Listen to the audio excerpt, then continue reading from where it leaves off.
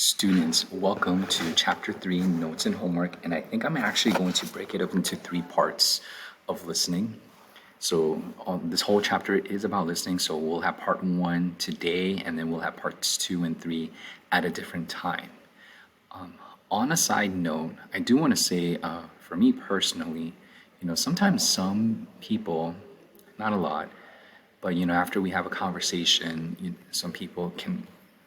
come some people come up to me and say, "Wow, Joe, my first name, or Mr. Lucas, you're a good conversationalist." And a lot of the times, I'm not even talking at all, but they're just coming up to me and saying how well I am. And actually, I'm not really much of a talker. I'm really much more of a listener and trying to see, like, from their perspective. Okay, so. And I think a lot of you guys had also stated during the first chapter that it goes both ways, that you need to be a speaker and you also need to be a listener, because then that way it opens up that two-way communication. Let's go ahead and get started with Chapter 3, Listening Part 1. What is listening? Have you sat in a class lesson and just phased out? I think we all have, I'm not saying what subject. Algebra 1. No, I'm just kidding. Who's your Algebra 1 teacher? I wonder who. Okay. Or a friend is telling you about a TV series or game that your friend is really excited about. I just got this, or I'm just watching this TV series. You gotta watch it, you gotta play it. But you don't care. It's like, oh, okay, that's nice, So we all have that. We've at least experienced at least like once or twice in our lifetime with those both scenarios. Well, listening can be defined as, and let's just already start taking the notes, giving one's attention to sound. So there's a big difference between listening and hearing. So hearing, you're just like taking it all in, but take a look at the emphasis of really just giving attention to what you are hearing. If you're listening effectively, you are accurately perceiving a communication. There is a two-way exchange between the speaker and listener.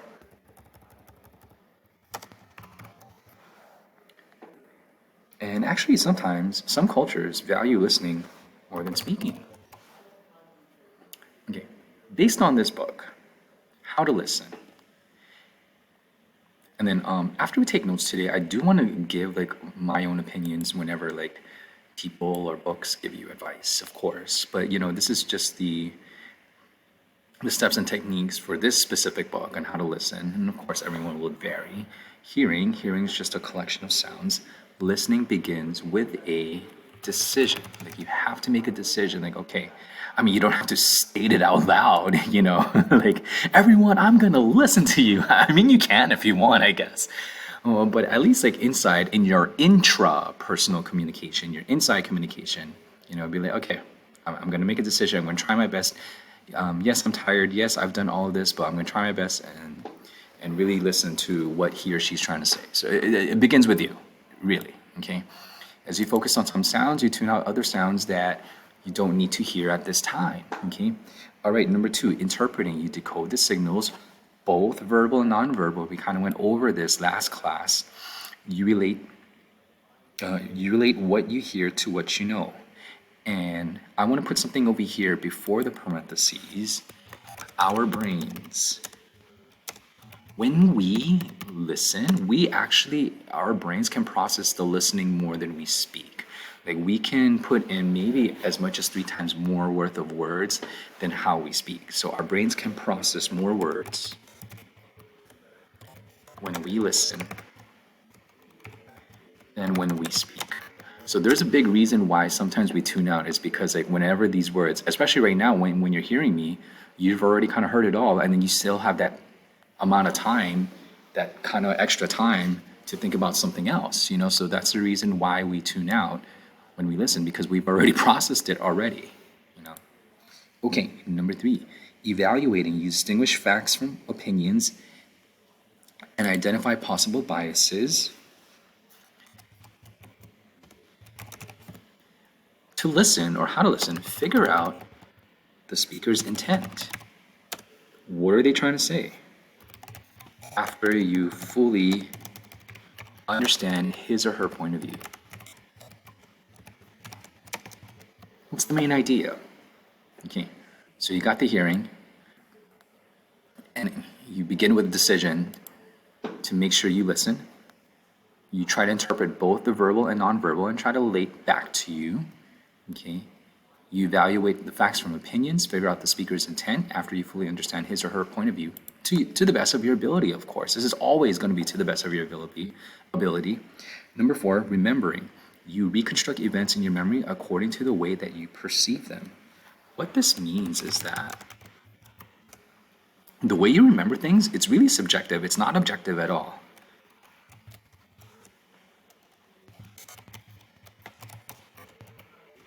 So I'll just put it's not objective, so it's subjective.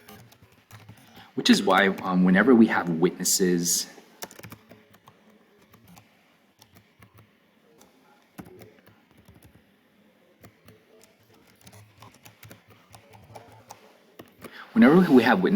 in the court testifying because they saw something that had happened in a crime at the street or wherever that crime had happened, sometimes our memory could really get the best of us. Sometimes we could probably, because emotions are involved, we could be adding things, we could be omitting things, okay?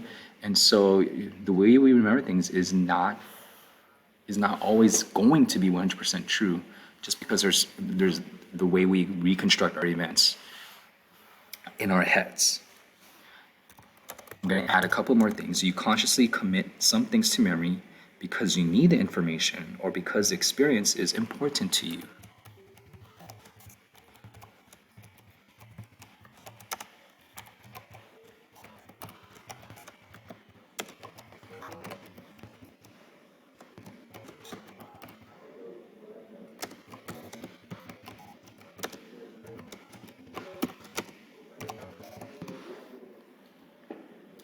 So you consciously commit because you need that information for Algebra 1 or AP Calculus. Or it's important to you because maybe this is the first time that you're playing baseball or softball, or this is the first time you're going to eWorld. And those kinds of experiences, and it doesn't always has to be the first time. Maybe your 5th game in soccer, it was most important to you because you scored the most, okay? So you consciously commit to some things to memory because of either of those things, or you actually just commit, like remember this, okay? Responding, you react to the speaker by sending cues. An example for that from a couple of chapters is maybe when you try to understand and you want the speaker to just keep on speaking because you understand, maybe nodding your head, at least in America anyway. So nodding your head will send the cue to the speaker like, okay, I'm getting it, keep going, okay? Send feedback to clarify what you heard, or take your turn at the conversation. Okay, so how to listen, hear, begin with decision, interpret the verbal and non-verbal cues and messages, evaluate from facts from opinions, figure out the speaker's intent. How to listen, number 4, try to do some remembering, okay? Consciously commit and responding, either through non-verbal cues like nodding your head or ask questions to clarify. Take your turn at the conversation. Okay. What to listen for? Information.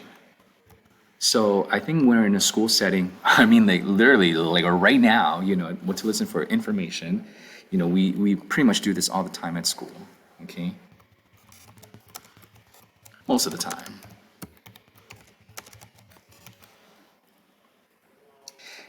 Emotion. So also listen for the emotion. And what I mean by this is the speaker sets out to establish a relationship. Sometimes people talk because they have a specific emotion, like maybe they're nervous or maybe they're insecure about something. Speaker sets out to establish a relationship. Sometimes people talk because of nervousness or insecurity. Okay. Also listen to the speaker's attitude. Maybe the speaker may talk about something that they've observed, but how they say it will convey how they feel about that specific topic, or how what their attitude is about that specific topic. So speakers may talk about something they've observed, but how they say it will convey how they feel about it.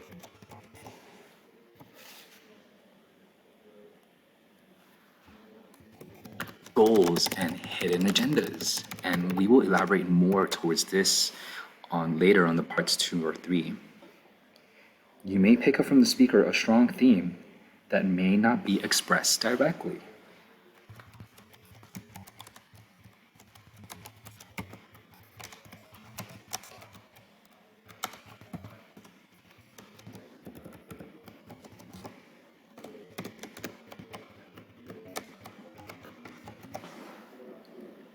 So, say for example, we're talking about a class, or we're talking about a movie, or a drink, or a type of food. Or really, it could be any type of topic. There could be a strong underlying thing that maybe the speaker is not wanting to say directly, but maybe you could tell, like, okay, maybe he or she doesn't like this specific thing, or maybe he or she does like this specific thing, but it's just not giving me that direct information. Okay. And also what to listen for: thoughts, ideas, opinions. Most especially, pay attention to what the speaker leaves out.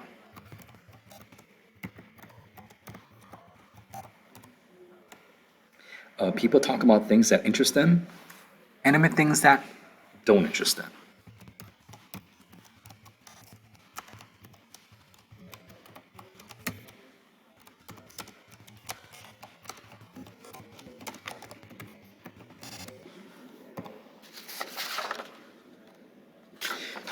The way speakers phrase their sentences and their nonverbal language tells you the emotion attached to the message, which can indicate an opinion. Okay. I'm gonna go over homework problem number 1 right now. I'll stop the video and you guys can move on to the last video for this section. So let's go ahead and take a look at this homework problem number 1. Watch this clip of a talk show. Listen to the guest. So just take notice of the guest and take notes on how the guests respond to the questions. Okay. And what they voluntarily reveal about themselves. Answer also the following questions based on the clip. So it's broken down into 3 more tables. So watch the clip from 0 to 3 minutes only. If you really want to watch the whole 6 minutes, you guys can. It should be a fun video, not too serious.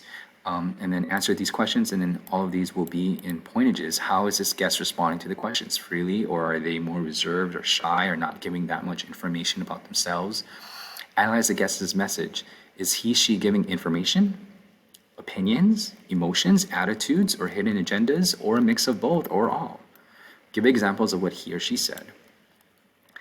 And then really take a look at this person's verbal and nonverbal cues. What verbal and nonverbal cues does the guest use to communicate his or her thoughts? And really analyze those. I'm going to see you guys on the next video.